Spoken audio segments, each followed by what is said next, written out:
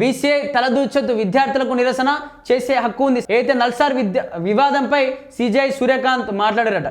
అయితే బీసీఐ నల్సార్ విద్యార్థులు అయితే ఈ విద్యార్థుల యొక్క దమనకాండను కావచ్చు, లేకపోతే జంతర్ మంతర్లో సిజేపీ ఆధ్వర్యంలో జరిగిన ఈ దమనకాండ విషయంలో మాట్లాడండి, కొంచెం వీడియోలు చూపిస్తూ దీనిపైన స్పందించండి. చాలామంది కూడా అక్కడ రక్తపాతం జరిగింది, మీరు మాట్లాడకపోతే ఎలా అని చెప్పేసి అక్కడ నుండి లాయర్ వాదన వినిపిస్తే, లేదు అసలు మాకు సమయం లేదు, ఇప్పుడు నేను వాటిని చూడలేను, ఇప్పుడు అవి అంత ఇంపార్టెంట్ కాదు, వాటికంటే ఇంపార్టెంట్ కేసులు చాలా ఉన్నాయి, ముందుగా వాటిని నేను పరిశీలించాలి, అది అంత ఇంపార్టెంట్ కాదు, చూద్దాంలే తర్వాత అని చెప్పేసి పక్కకు పెట్టండి ప్రయత్నం చేసిండు. దాని తర్వాత నల్సార్ సంబంధించిన విద్యార్థులంతా కూడా దాదాపు అక్కడ ఉన్నటువంటి 70 పైగా విద్యార్థులంతా కూడా లేఖలు రాసిరట.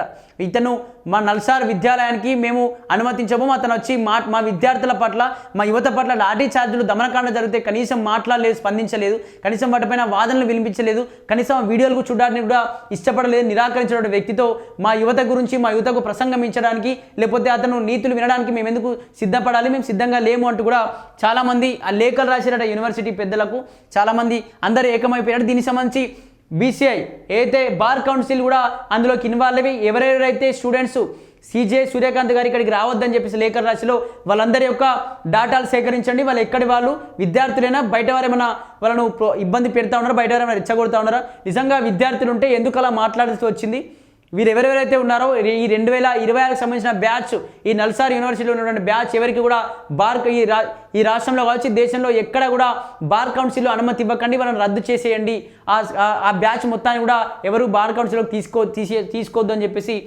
బీసీఐ సంబంధించినటువంటి మిశ్రా అనే వ్యక్తి ఇందులోకి ఇన్వాల్వ్ అయినట. మళ్ళీ ఒక గంట వ్యవధిలోనే లేదు, మేము దీన్ని నేను వాపస్ తీసుకుంటా ఉన్నాం, దీన్ని యూటర్న్ తీసుకుంటా ఉన్నాం, ఇందులో విద్యార్థులకు సంబంధం లేదట, విద్యార్థులను బయట వాళ్ళు ఎవరో రెచ్చగొట్టారట అంటూ కూడా గంటల వ్యవధిలోనే మాటను మార్చడం మనం చూసినాం. దీనికి సంబంధించి సూర్యకాంత్ కూడా ఇన్వాల్వ్ అయ్యి మాట్లాడుతూ ఉన్నాడట. ఒకసారి ఏం మాట్లాడో చూద్దాం. మా మధ్య బీసీఐకి ఏం పని, విద్యార్థులను నిరసన చేసే హక్కు ఉంది. నల్సార్ వివాదంపై నల్సార్ వివాదంపై సిజేఐ సూర్యకాంత్ స్పందించారు. స్నాతకోత్సవానికి తనను రావద్దని విద్యార్థులు లేఖ రాశారని, అప్పుడది తనకు ఆ విద్యార్థులకు మధ్యలో ఉన్న సమస్య అని, అందులోకి bar council of India BCI ఎందుకు దూరింది అని ప్రశ్నించారు. బీసీఐ ఉత్తర్వులపై దాఖలైన పిటిషన్పై స్పందిస్తూ విద్యార్థులకు శాంతియుత చట్టబద్ధ మార్గంలో నిరసన చేసే హక్కు ఉంటుందని, దాన్ని ఎలా కాదంటామన్నారు. కాబట్టి బీసీఐ అన్ని రాష్ట్రాల బార్ కౌన్సిల్ విద్యార్థులపై ఎలాంటి కఠినమైన చర్యలు తీసుకోవడం లేదని తీసుకోవడానికి వీల్లేదని చెప్పేసి స్పష్టం చేసిరట. ఎన్రోల్మెంట్ రద్దు చేయాలంటూ బీసీఐ విడుదల చేసిన లేఖ, ఆ తర్వాత దాన్ని ఉపసంహరించుకున్న వారిపై తీసుకునే చర్యలు ఆగవన్నారు. ఎందుకంటే ఇది బీసీఐ పనితీరుపై ఆందోళన కలిగిస్తుందన్నారు. మేం విద్యార్థుల వెంటే ఉన్నాం, వారిపై చర్యలు ఆమోదయోగ్యం కాదు, ఈ వ్యవహారంలో తలదూర్చాల్సిన అవసరం లేదు, వాళ్ళు నాకు లేఖ రాశారు, ఇది నాకు విద్యార్థులకు మధ్య ఉన్న అంశం, మా మధ్య చర్చ మొదలైంది అని వివరించారు.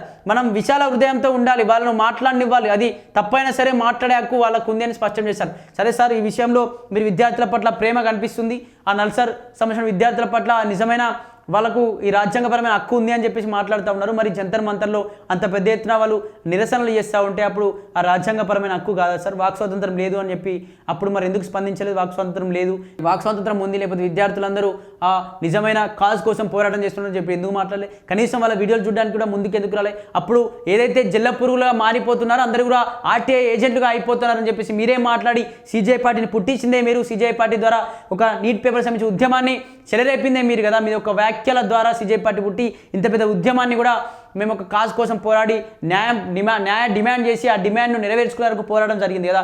మరి ఆ విషయంలో వాళ్ళ వీడియోలు చూడడానికి, వాళ్ళ యొక్క గాయాలను చూడడానికి ఎందుకు మనస్సు రాలేదు సార్? ఇప్పుడేమో విద్యార్థులందరికీ మేము కట్టుబడి ఉంటాం, విద్యార్థులకు నాకు సమస్య, విద్యార్థులకు మాట్లాడనివ్వాలి, వాళ్ళకు స్వేచ్ఛలు ఉన్నాయి, సమానత్వం ఉంది, హక్కులు ఉన్నది, భారత రాజ్యాంగం ప్రకారం వాక్ స్వాతంత్రం ఉంది అంటూ కూడా మాట్లాడడం ఖచ్చితంగా మీరు ఒకసారి పునరాలోచించుకోవాలి. అప్పుడేం మాట్లాడినా ఇప్పుడేం మాట్లాడుతూ ఉన్నా అని, ఎందుకు నల్సార్ యూనివర్సిటీ విద్యార్థులు నన్ను ఎందుకు స్వాగతించలేదు, అసలు ఎందుకు వాళ్ళు నన్ను రావద్దని చెప్పేసి లేఖలు ఎందుకు రాస్తున్నారు అని చెప్పేసి మీకు కూడా ఒక ఐడియా రావాలి. ఖచ్చితంగా ఇవన్నీ మార్చుకోవాలి సార్. ఎందుకంటే ఎక్కడ న్యాయం జరగదు, రాజకీయ నాయకుల విషయంలో కావచ్చు, లేకపోతే ప్రభుత్వాలు ఆగం చేస్తూ ఉంటే, ప్రజల్ని కావచ్చు, నిరుద్యోగులను, యువతను నాశనం చేస్తూ ఉంటే, కోర్టులు ఉన్నాయి, కోర్టులు మాకు న్యాయం చేస్తాయని చెప్పి చాలామంది నమ్ముతారు. కానీ అదే కోర్టులు ఈ ఇష్యూ విషయంలో మాట్లాడకపోవడం నిజంగా అందరూ కూడా చాలా సైలెంట్ అయిపోయిన పరిస్థితి. ఏం మాట్లాడినా ఒక సిజేఐ కాబట్టి, ఆ గౌరవప్రదమైన పదవి కాబట్టి, రాజ్యాంగపరమైన పదవి కాబట్టి ఏం మాట్లాడినా కరెక్ట్ కాదు అని చెప్పి చాలామంది సైలెంట్గా ఉన్నారు. ఒకసారి మీరు కూడా మారాలి, మారి దీనికి సంబంధించి ఒకసారి ఆలోచన చేయాలి.